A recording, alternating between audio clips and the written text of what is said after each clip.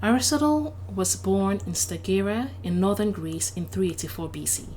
His father, Nicomachean, was a physician at the court of Philip of Macedon, the father of Alexander the Great.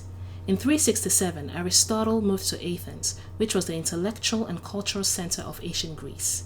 He spent many years studying in Plato's academy, surrounded by other philosophers, scientists, and mathematicians.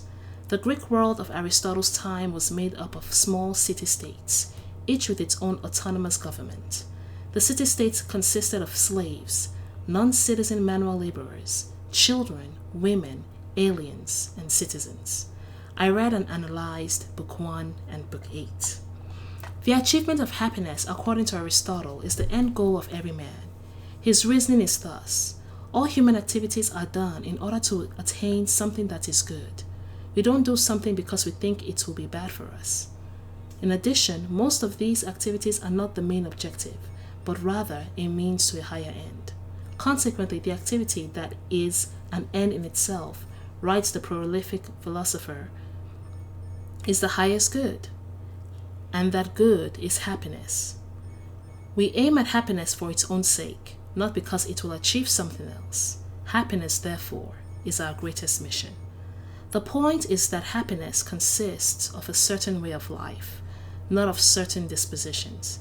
In saying that happiness is an energia, he contrasts happiness with virtue, which he considers a state of being. Possessing all the right virtues disposes a person to live well, while happiness is the activity of living well, which the virtuous person is inclined toward. We should note the importance of the concept of telos, which we might translate as end or goal. When Aristotle identifies happiness as the highest goal, he is claiming that happiness is the ultimate telos of any action. We might understand this idea of an ultimate telos by imagining the child who constantly asks why.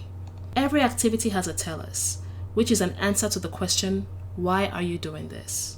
Happiness is the ultimate telos because there is no further telos beyond happiness, and because the ultimate goal of all our other activities is happiness. For Aristotle, the soul is simply that which distinguishes living things from non-living things. All living things have a nutritive soul, which governs bodily health and growth. Animals and humans differ from plants in having an appetitive soul, which governs movement and impulse. Humans differ from animals in also having a rational soul, which governs thought and reason. Because rationality is the unique achievement of humans, Aristotle sees rationality as our telos.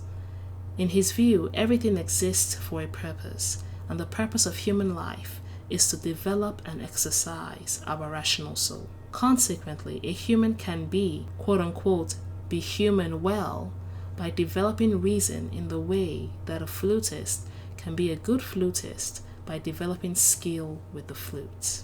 In Book 8, Aristotle discusses friendship, and he is intent on discussing every kind of interpersonal relationship and deals at some length with family relationships and political institutions.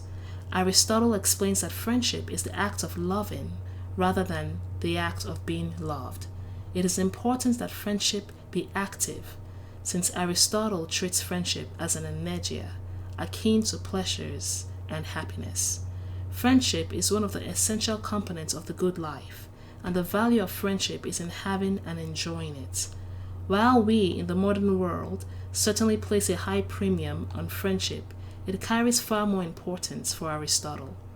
Flipping through modern works on ethics, it would be difficult to find an extended discussion of friendship at all, let alone a discussion that occupies 1/5 of an exhaustive treatment of the subject as Aristotle does. Friendship no longer carries significant philosophical importance to us because we live in a world where individualism predominates. While most of us are not single-mindedly selfish, we generally assume that we each choose our own path in life, which is defined by a personal set of goals and values. Friends are a help and a comfort along the way. but we cannot expect them to share all our goals and values. Aristotle's worldview is significantly different because he thinks of human life as having a telos or end goal toward which it is heading. In Aristotle's world, city-states are tightly knit communities where no strong distinction exists between public and private life.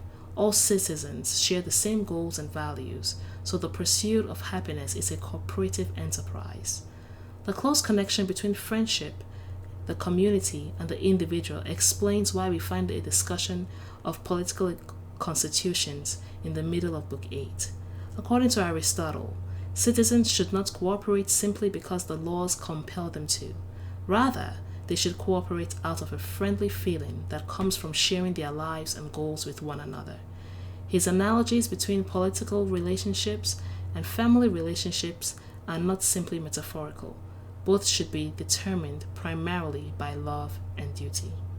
Aristotle teaches us to find the good within ourselves and to embrace it in the outer world.